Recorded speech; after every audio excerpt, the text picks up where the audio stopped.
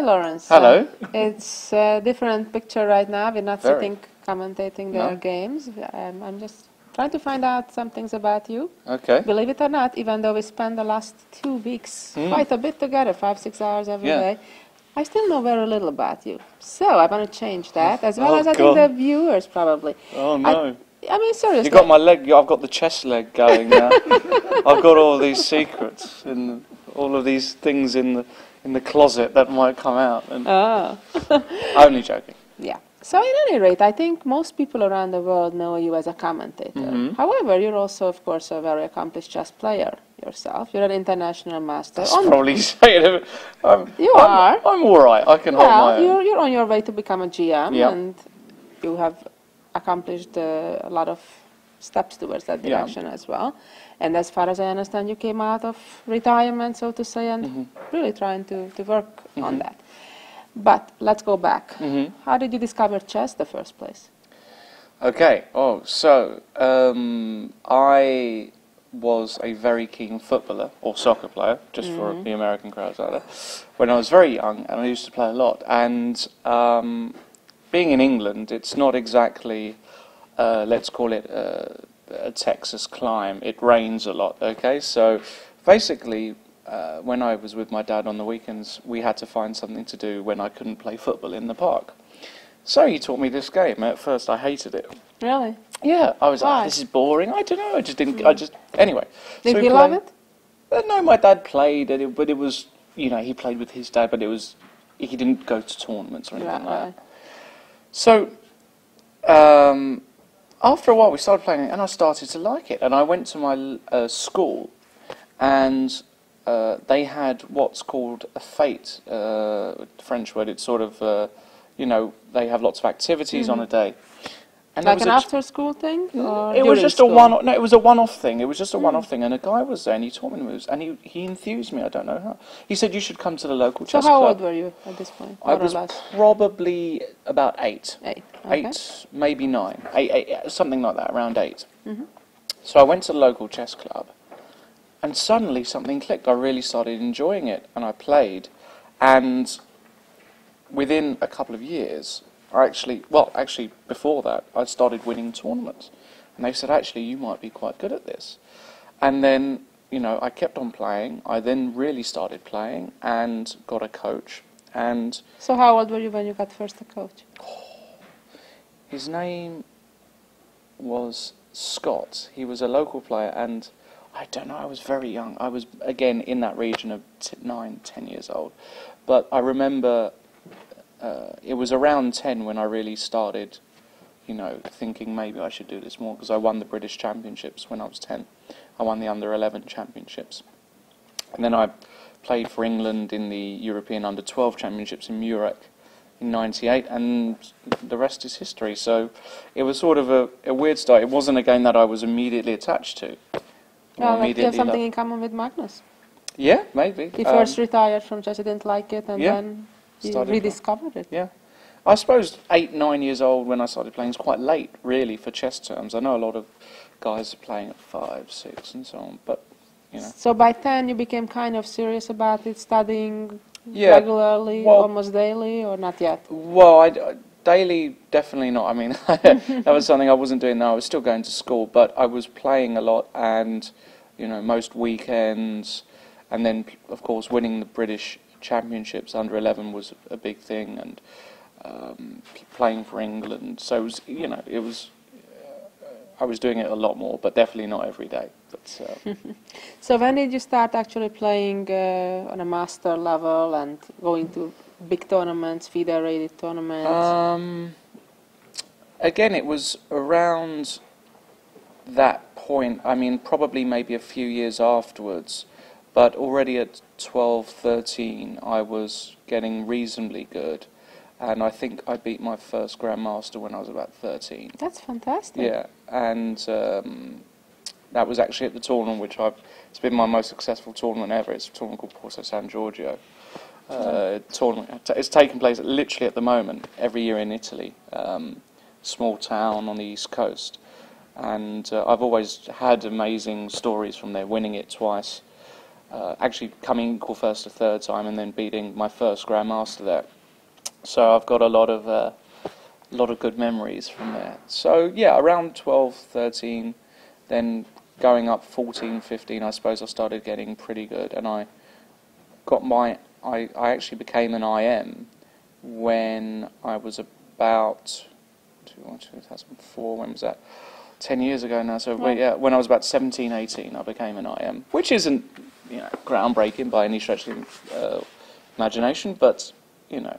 And then after that, I went to university. What did you study?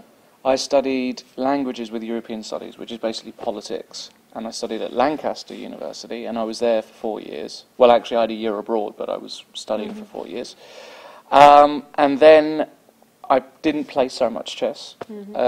And then after university, I went to Mexico for 6 months to teach kids chess in a school in Mexico, which was a great experience. But then I got a real job. So basically, once I got my real job in London, I hardly played a tournament for 4 years. Wow.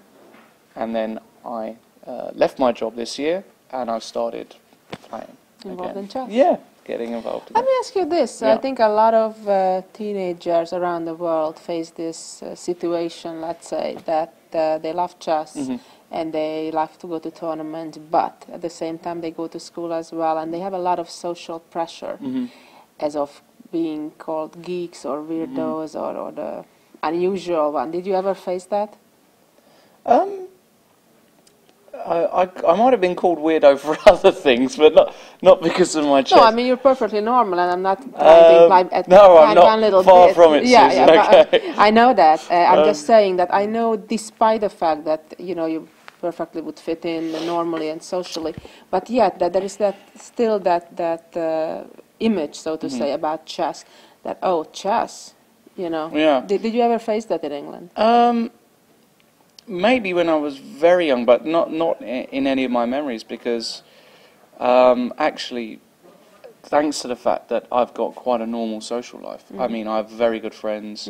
I do very normal things in inverted commas. Outside of chess? Outside of chess. I mean, you know, I watch football, I go to the football, I go out, I do, you know, I do the whole thing.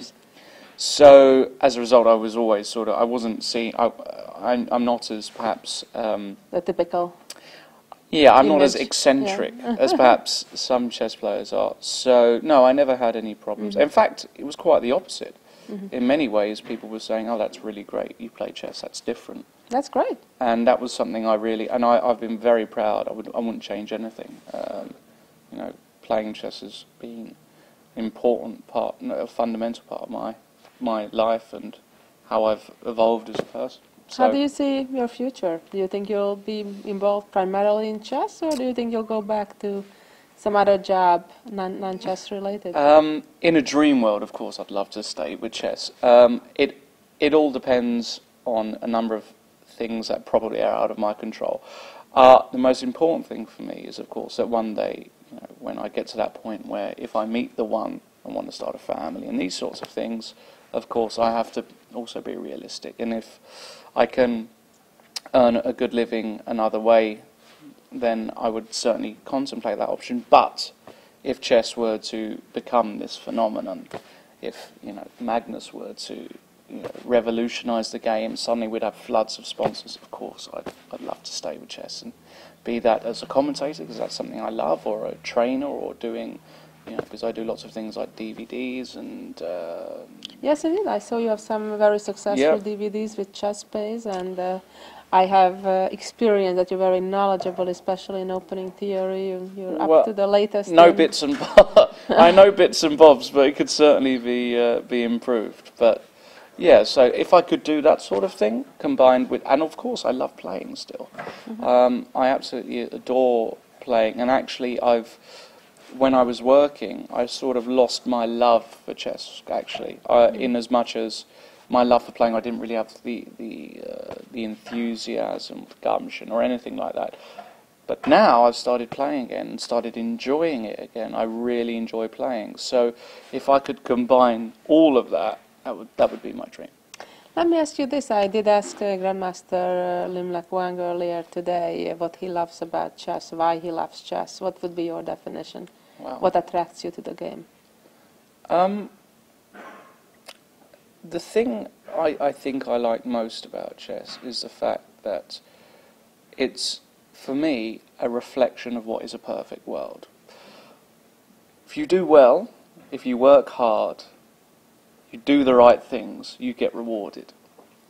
You know, it's not like the world we live in now. Great people, bad things happen to great people, and bad things happen to people who do great things. But in chess, it's just perfect. It's just perfection. You play right, that. you play good, you do good, you work hard, you got the talent, and bang, you win. And there's no luck factor. Well, in as much as, okay, there is luck in other senses, but it's just you versus him, Or her. or her, or whoever it may be, the machine, Right. and it's perfect justice. That's what it is. Chess is perfect That's justice. a beautiful statement. I Yeah. really love it. And finally, what else you like to do other than chess? What are your hobbies? Well, I've got a few big hobbies. One big hobby of mine, as I mentioned before, is that before I did my knee in, that knee, this year I was playing football regularly, and I played for a team and was playing a few times a week. Now that, unfortunately, might be the end of that. Something common there with the Simon Agdestein. Yes, yeah. It's I tore my ligaments in my ligaments in my knee, and well, we're going to see. I'm still going through physiotherapy. Apart from that, I'm a big sports fan anyway, so I watch a lot, and I hang out with my guys, and we watch a lot of sports together. And I suppose apart from that, I'm a big fan of Latin music and dancing. That's another thing I do quite a lot. So I'm into my salsa, and I do that still quite a lot. Well, again, less because of the knee, but still travel around Europe doing that. And, you know, other normal things that people do. I don't have any special, you know, I'm not a stamp collector like Karpov or have a specific fetish for climbing up mountains, nothing like that. Just the normal things, really. Excellent. Well, thank you. It's been a pleasure to No, get it's to been know a you a pleasure. little better. And I look forward to working with you again in the near future. Me too.